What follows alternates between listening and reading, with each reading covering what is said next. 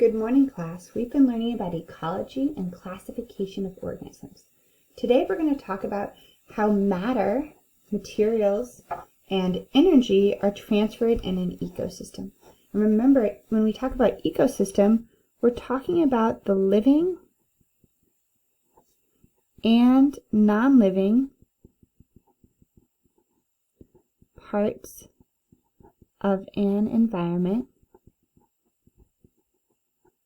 working together.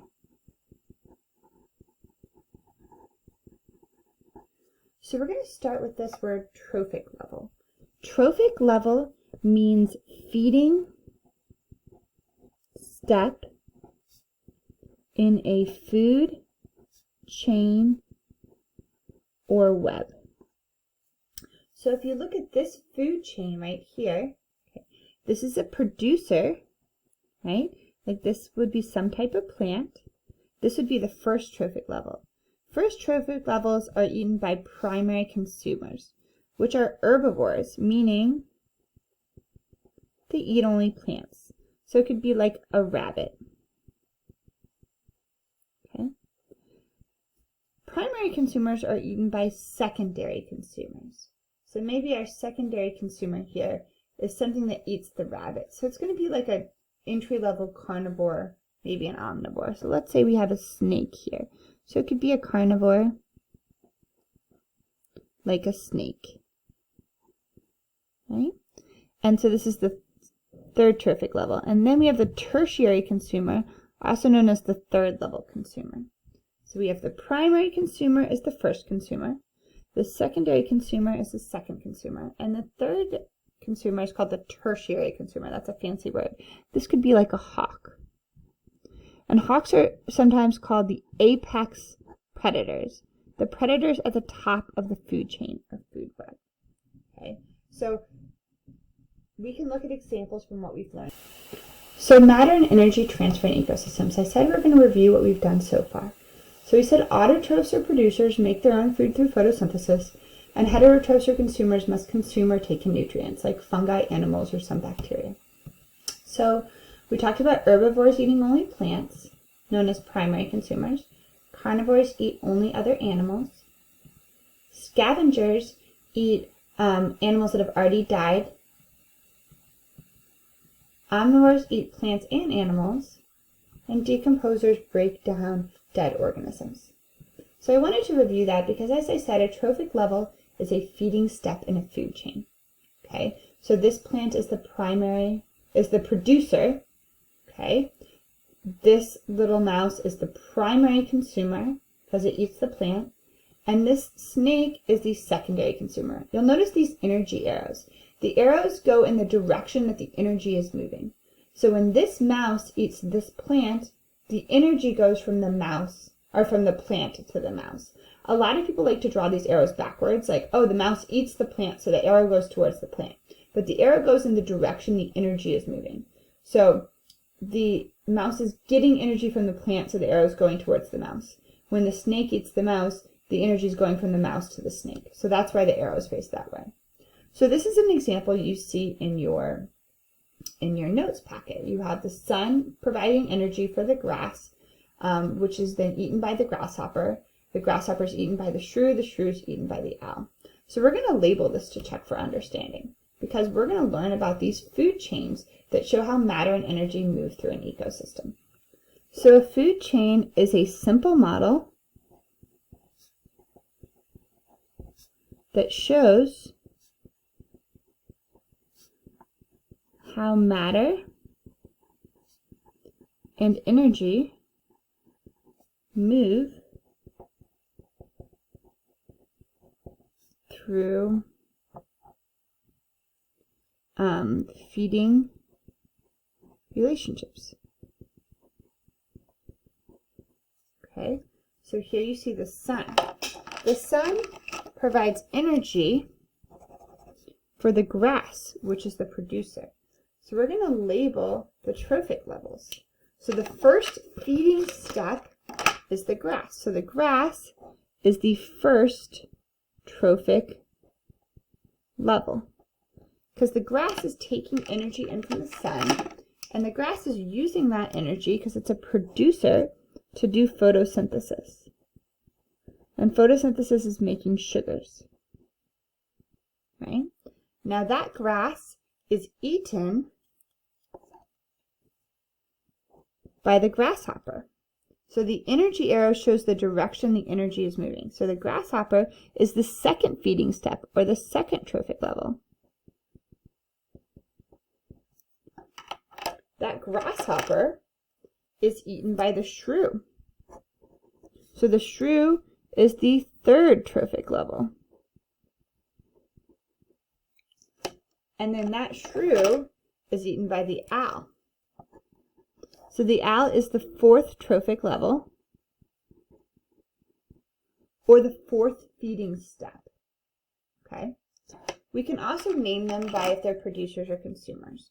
So the grass is a producer. The grasshopper is the first consumer. It's the primary or first consumer, and it's an herbivore. The shrew is a secondary consumer. And if it only eats the grasshopper, it's a carnivore. If it eats the grasshopper and the grass, then it's an omnivore. And then the tertiary consumer here is the owl, and it's also at the top of this food chain, so it's also known as the apex predator. So we labeled the correct trophic level. But all the energy used for the organisms is ultimately derived from the sun. The second part we need to look at here is a food web. Okay. A food web is a complex model of matter and energy transfer in an ecosystem. So while the food chain only shows one pathway, life is more complex than this. We don't eat just one thing, we eat many things. A food chain is much, much more complex. So the arrows in a food web and a food chain show you the transfer of energy. And they point to the organism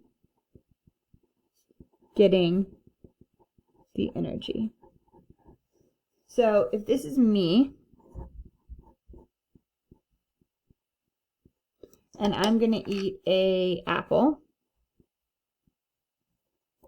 okay, the arrow is going to point towards the organism getting the energy. The apple isn't getting energy from me, I'm getting energy from the apple. So the energy arrow will go from the apple to me. That's really important. So let's look at this food web down here.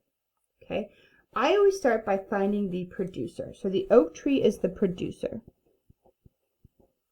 So that's going to be the start of my food web. What eats the producer? Anything that eats the producer is known as a primary consumer. The squirrel eats from my producer, so the squirrel is a primary consumer. The owl eats the squirrel, so the owl is a secondary consumer. But it's more complicated than that, right? A caterpillar also eats from my tree, so it's a primary consumer.